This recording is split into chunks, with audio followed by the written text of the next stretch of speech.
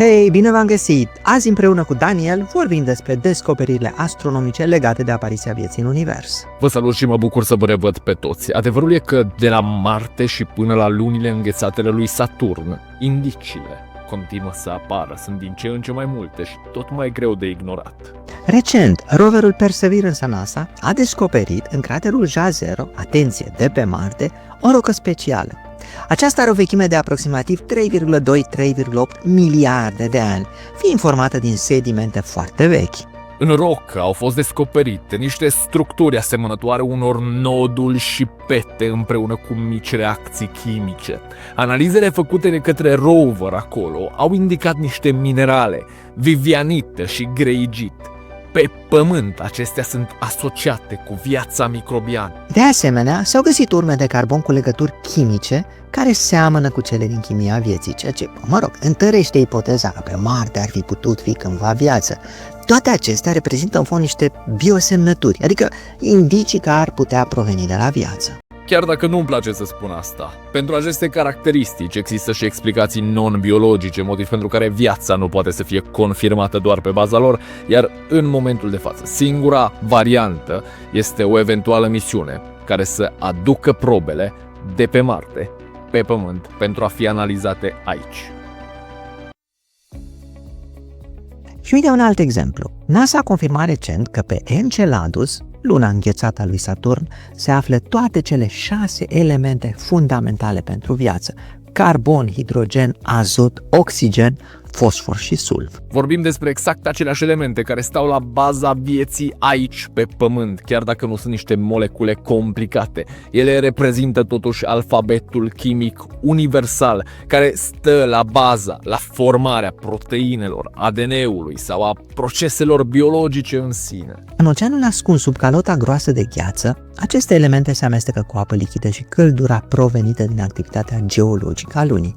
Cu alte cuvinte, un laborator cosmic natural. Din acest motiv, mulți oameni de știință nu consideră Enceladus ca fiind o simplă lume fascinantă și îndepărtată, ci ca unul dintre cele mai bune locuri din sistemul nostru solar unde am putea găsi viață extraterestră.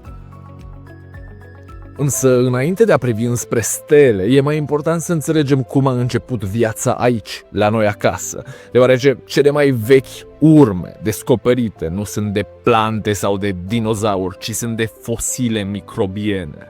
Stromatoliții, structuri stratificate formate din colonii de cianobacterii, au fost găsiți în roci de peste 3,5 miliarde de ani. Aceste organisme primitive au fost primele care au făcut fotosinteză și care au produs oxigen. Practic au schimbat complet atmosfera Pământului și au pregătit-o pentru apariția formelor de viață mai complexe. Iar partea interesantă este că ele apar relativ repede după formarea oceanelor și răcirea Pământului. Asta sugerează că viața, odată ce are condiții minime, apă, elemente chimice, o sursă de energie, nu ezită să apară. Și dacă ar fi fost posibil aici, poate fi posibil și pe alte lumi. Dar există și un mister mai interesant. Dacă semințele vieții au venit din cosmos? În 1969, meteoritul Murchison a căzut în Australia. Bază părea o simplă rocă neagră, însă în momentul în care oamenii de știință au analizat-o, au descoperit peste 70 de tipuri de aminoacizi și mulți dintre aceștia nici măcar nu există pe la noi pe Pământ. Și nu doar atât, s-au găsit baze azotate, componente ale ADN-ului și molecule precursoare pentru zaharuri. Era ca un kit de viață, livrat însă direct din spațiu. Exact acest tip de meteorit a alimentat ipoteza panspermiei, adică ingredientele vieții sau chiar viață microscopică să fi fost adusă din spațiu pe planeta noastră, călătoare pe o cometă sau pe un asteroid care s-a lovit de Pământ. Dacă aceste molecule au ajuns pe Pământ acum miliarde de ani, atunci poate că viața nu este un fenomen izolat, ci parte dintr-un proces cosmic mult mai mare. Chiar și fără meteoriți, viața ar putea apărea spontan, chimic. În anii 50, experimentul Miller-Urey a devenit arhicunoscut. Cercetătorii au creat un mediu asemănător cu cel al Pământului primitiv: apă, metan, amoniac și hidrogen. Au introdus scânteie electrice, simulând fulgerele din atmosfera tânără. Pe doar câteva zile au descoperit aminoacizi în lichid, în reacții chimice banale la bază. De atunci, experimente mai moderne au dus mai departe această idee. Folosind gheață, minerale sau radiații ultraviolete, cercetătorii au reușit să obțină nucleotide, lipide și chiar vezicule lipidice, care pot funcționa ca modele de protocelule, deși nu sunt vii. Toate acestea sugerează faptul că apariția vieții nu este un miracol unic, ci un proces care se poate întâmpla în foarte multe locuri din acest univers ce tinde înspre infinit, atâta vreme cât are ingredientele necesare și condițiile. Dar poate că totuși cele mai spectaculoase dovezi vin din spațiu. În 2014, sonda europeană Rosetta a ajuns la cometa 67b Churyumov-Gerasimenko. Acolo a fost descoperită glicina, un aminoacid esențial pentru formarea vieții. Era prima oară când o moleculă biologică era descoperită pe o cometă. Gândește-te, cometele sunt mii și mii, călătorind prin sistemul solar și lovind planete tinere. Fiecare dintre ele transportă apă, gheață și multe dintre ele molecule organice. Practic, cometele sunt un fel de curieri universali care trimit peste tot pachetele, ingredientele vieții, care poate să aprindă scânteia biologiei. Două dintre cele mai promițătoare destinații pentru descoperirea vieții se află chiar în curtea noastră. Aici vorbim despre Enceladus, satelitul lui Saturn, și Europa, cel al lui Jupiter. Ambele au oceane uriașe de apă lichidă ascunse sub straturi groase de gheață. În cazul lui Enceladus, geizerele care aruncă apă în spațiu au fost traversate de sonda Cassini. Analizele au arătat prezența moleculelor organice, a sărurilor sau chiar a hidrogenului molecular, toate astea fiind indicii care poate să ne ducă înspre gândul de reacții chimice, procese chimice hidrotermale, cele care pe fundul oceanelor de pe Pământ susțin ecosisteme întregi. Dacă viața există undeva în sistemul solar, aceste oceane ascunse sunt printre cele mai bune locuri unde am putea să o găsim. Dar nu sunt singurele lumi interesante.